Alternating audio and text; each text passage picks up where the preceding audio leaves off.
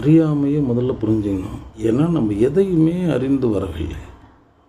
நல்லா தெரிஞ்சுக்கணும், எதையுமே அறிந்து வரவில்லை. இதெல்லாம் இங்கேயே அறிவிக்கப்பட்டது. நம்ம கெட்டதை பார்க்குறவங்க செய்கிறவங்க இல்லை, ஆனால் இங்கே கெட்டது நடக்குது. கெட்டதை பார்க்குறோம், கெட்டதை சொல்கிறான், கெட்டதை செய்கிறான். ஆமாம், அப்போ இந்த களம் இவ்வாறு கட்டமைக்கப்பட்டிருக்கிறது. இப்போ இதிலிருந்து நம்ம முதல்ல மீட்டு எடுத்துக்கணும். எது தர்மம்னு புரியணும், எது சத்தியம்னு புரியணும், எது அறிவுங்கிறத புரிஞ்சுக்கணும், எது மனிதங்கிறத புரிஞ்சுக்கணும், எது புனிதங்கிறத புரிஞ்சுக்கணும். அழியும் பாலில் அழியாத நெய், அவ்வளோதான். அழியும் வாழ்விற்குள் அங்கு வாழ்ந்து முடிப்பதற்குள் அந்த ஞானம் பெறுதல் அவ்வாறு கட்டமைக்கப்பட்டு இருக்கிறது. அதுதான் வான் பொய்த்தாலும் தான் பொய்க்கா வள்ளுவன் சொன்னது. இது 2 கண் இல்லை, 2 தத்துவங்கள்னு சொன்னார்.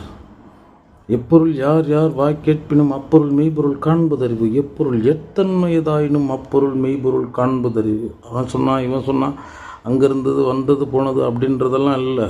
வந்திருப்பது அம்பு, அது ஜடப்பொருள். எய்தினவன் புதரில் மறைந்திருக்கிறான், எய்த சொன்னவன் பின்னால் இருக்கிறான், அவனுக்கு ஆணையிட்டவன் ஒருவன் இருக்கிறான். இங்கு தெரிவது வெறும் அம்பு மட்டுமே. இப்போ இந்த களத்தை நீங்கள் பார்த்துக்கிட்டு இருக்கிறதுங்கிறது வெறும் அம்பு மட்டும்தான். அது ஜட வஸ்து. அதை தொடுத்தவர் இருக்கார், தொடுக்க சொன்னவர் இருக்கார், அதற்கு ஆணையிட்டவர் இருக்கார். இங்கே அம்பிடம் எதுவுமே இல்லை. எய்தவன் இருக்க அம்பை நோவானே.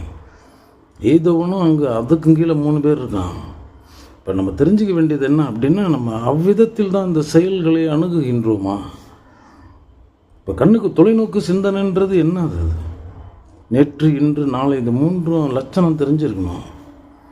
அதுக்கு தான் இந்த அறிவு வழங்கப்பட்டிருக்கு.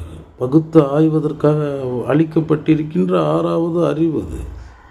ஆமாம், நமக்குள்ள 6 இருக்கிற அறிவு தெரிஞ்சுக்கணும். நமக்கு நல்லதுன்னு தெரிஞ்சால் ஏற்றுக்க தயாராக இருக்கணும் குமரா. அதில் எந்த மாறுதலும் கிடையாது. எங்கே இருந்தாலும் சரி, யாருடையதாக இருந்தாலும் சரி, அது மெய்யறிவிற்கு பொருந்துமெனில், என் நல் வாழ்வினையும் ஒரு சுத்தமான ஒரு குறிக்கோளையும் தீர்மானிக்குமெனில், அது யார் சொன்னாலும் எனக்கு வேதம்தான். அவ்வளோதான். சொன்னவர்களை காணாதே, சொன்னதை பார். அதில் மெய்ப்பொருள் இருந்தால் ஏற்றுக்கு. இந்த களத்தில் யாரும் அறிந்து பிறக்கவில்லை, யாரும் தெரிந்து பிறக்கவில்லை. எல்லாமே இங்கு தான் கற்றார். தொட்டனைத்தூர் மணக்கேணி மாந்தற்கு கற்றனை தூரும் அறிவு. தோன்றிய அளவு அங்கு மணற்கேணி நீர் சுரப்பது போல தான். நீ தோன்றின அளவு தான். அதான நிச்சயம். ஆம் குமரா. குமரா, முதல்ல ஒரு குருமண்டலங்கிறவன் நீ அறியாமையின் பெயரால் வந்திருக்க. அறிவை பெற வந்திருக்கிறாய். உன்னை மகேஸ்வரனை காண தெரியும் அவனுக்கு. ஆனால் உன் அறியாமை அகற்ற கற்றவன். அதற்கென பொறுப்பேற்றிருப்பவன். உன்னுடைய அகையிருள் போக்கும் அங்கு குருவாய் இருக்கிறான். பறந்து விரிந்து நிறைந்து கிடக்கிற உங்களை குறுக்கி உங்களே உங்களுக்கு குறியாய் காட்டினவன் குரு. குரு குறுக்கினவன் குரு. இப்போ இப்படி இருக்கு. அப்போ முதல்ல உன் கருத்தை முதல்ல உடைச்சிருவாங்க குமாரா.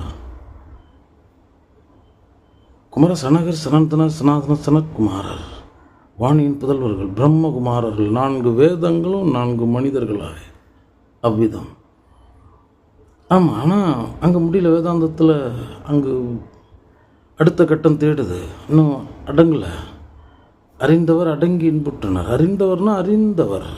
நான் எனும் தன்மையை, நான் என்ன அவஸ்தையை அறிந்து எறிந்தவர். அது வேதாந்தத்தில் வாய்க்கல. அப்போ தான் ஐயா வருகிறார். கல்லாளின் புடையமர்ந்து நான் மறையார் அங்க முதற் கற்ற கேள்வி வல்லார்கள் 4வருக்கும் வாக்கு இறந்த பூரணமாய் மறை கப்பாலாய் எல்லாமாய் அல்லதுமாய் இருந்ததனை இருந்தபடி இருந்து காட்டிற் சொல்லாமல் சொன்னவரை நினையாமல் நினைந்து பவத்துடக்கை வெல்வான். கல்லாளின் புடையமர்ந்து நான் மறை 6 அங்க முதற் கற்ற கேள்வி வல்லார்கள் 4வருக்கும் வாக்கிறந்த பூரணமாய். ஆமாம், கற்ற கேள்வி வல்லார்கள். உன்னுடைய எல்லா கல்வியும் கேள்வியில் நிற்கிறது. அப்போ உன்னுடைய சுபாவமே அதுவாக ஆயிடுது. கற்ற கேள்வி வல்லார்கள். நல்ல வலிமையான கேள்வி கேட்கிற அவர்களாக அமர்ந்திருக்காங்க கேள்வியின் பேர். 4வருக்கும் வாக்கு இறந்த பூரணமாய் மூடுவாயே மௌனம் பழகு. மௌனம் எனில் வாய்மூடி நிலைத்திருப்பதில்லை. மனம் செயலற்று போதல், எண்ணம் இல்லாது. அதுதான் அருணகிரிக்கு கூறினார், சும்மா இரு சொல்லற வென்றலுமே அம்மா பொருள் ஒன்றும் அறிந்தில்லை. அப்பா சும்மா இருன்னு நீங்கள் பாட்டுக்கு சொல்லிட்டு போயிட்டீங்க. முடியல இறைவா.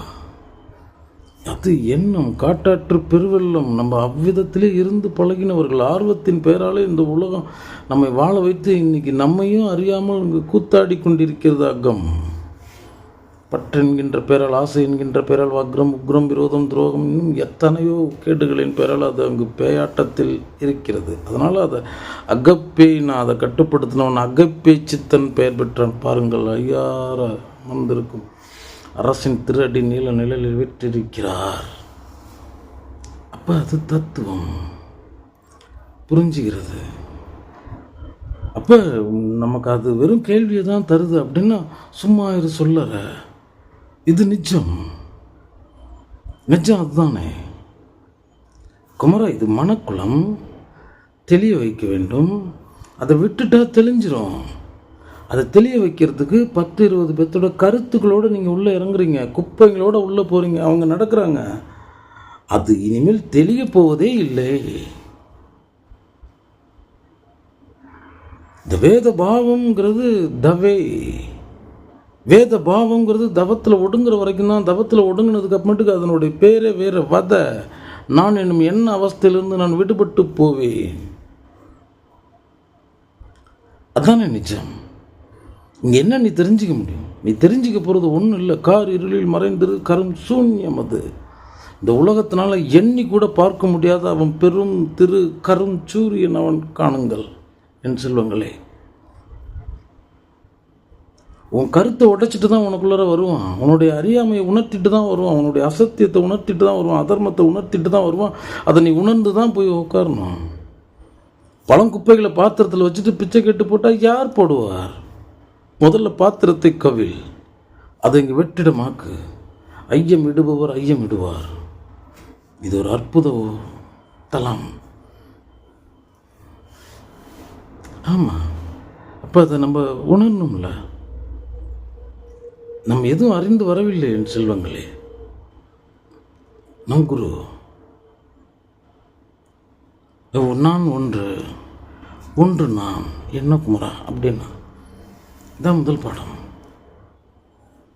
நான் ஒன்று, ஒன்று நான், நான் ஒன்று, ஒன்று தான் நான் அப்படின்னு நம்ம நினைக்கிறோம்.